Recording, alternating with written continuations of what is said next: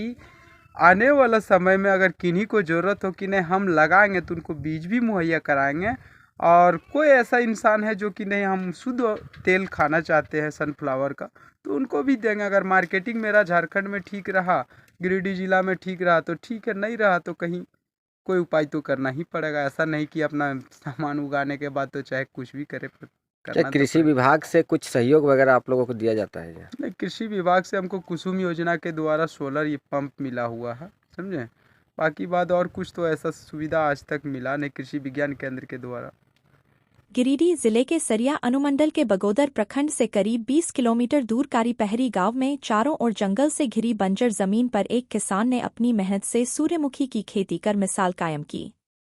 Beko गांव के रहने वाले तुलसी कुमार उर्फ मनीष ने लगभग 2 एकड़ बंजर जमीन पर सूर्यमुखी उगाकर पूरे क्षेत्र में अपनी पहचान बनाई। लेकिन उनकी यह सफलता सरकार के लिए कोई मायने नहीं रखती। वे सरकारी योजनाओं से वंचित हैं और सरकारी तंत्र की लापरवाही के शिकार हो रहे हैं। तुलसी कुमार बताते हैं कि अब तक उन्हें सिर्फ मोटर कुसुम योजना के तहत कुछ मदद मिली, लेकिन इसके बाद किसी भी योजना का लाभ नहीं दिया गया। उन्होंने कहा, हमने उम्मीद की थी कि सरकार हमें कुछ सहायता देगी, लेकिन हमें अनदेखा किया गया। अगर हमें सिंचाई की सुविधा मिलती तो हम और भी ज्यादा उत्पादन कर सकते थे। आर्थिक तंगी और प्रशासन की बेरुखी। खेती के लिए कर्ज लेकर उपकरण खरीदने वाले किसान आज कर्ज के बोझ में दबे हुए हैं। बारिश न होने पर या फसल खराब होने पर कोई मदद नहीं मिलती। ग्रामीणों का कहना है कि सरकार सिर्फ बड़े किसानों की सुनती है, छोटे और मेहनती किसानों की हालत पर कोई ध्यान नहीं दिया जाता। क्या सरकार किसानों की मदद करेगी? या फिर तुलसी कुमार जैसे मेहनती किसान इसी तरह संघर्ष करते रहेंगे? अगर सरकार वाकई किसानों के विकास के लिए काम कर रही है, तो उन्हें इन छोटे किसानों की भी सुध लेनी होगी। कोई मार्केटिंग करने के लिए इसको नहीं लगाए थे। मेरा क्षेत्र में कोई ऐसा खेती नहीं करता है। सबको जब भी देखते हैं तो बारिश वाला खेती लगाता है। क्या लगाता है तो बेदाम हल्का फुल्का कोई लगाता है, थोड़ा बहुत कोई कोई लगाया तो मकई लगाया, और कोई कुछ लगाता नहीं। इसलिए हम नया टेक्निक से इसको पहले बीज तैयार कर रहे ताकि आने वाला समय में अगर किन्हीं को ज़रूरत हो कि नहीं हम लगाएंगे तो उनको बीज भी मुहैया कराएंगे।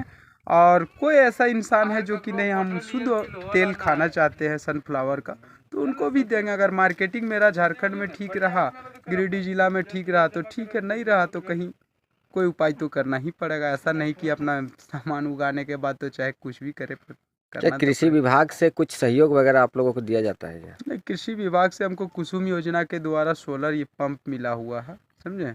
बाकी बात और कुछ तो ऐसा सुविधा आज तक मिला नहीं कृषि विज्ञान केंद्र के द्वारा। नमस्कार साथियों, मैं तुलसी कुमार उर्फ मनीष कुमार कारीपारी से। आप लोग देख सकते हैं अभी हम सनफ्लावर का खेती लगाए हुए हैं, सूरजमुखी जिसको कहते हैं। और इसके पहले भी हम बहुत कुछ का खेती किया, स्ट्रॉबेरी का किए हैं, जरबेरा का किए हैं, केला का किए हैं। आपका हम हमेशा इंटरक्रॉपिंग करते रहते हैं, कोई ना कोई चीज़ का इंटरक्रॉपिंग करते रहते हैं। अदरक का भी किए हैं, हल्दी का भी किए हुए हैं, मिर्ची का भी किए हुए हैं।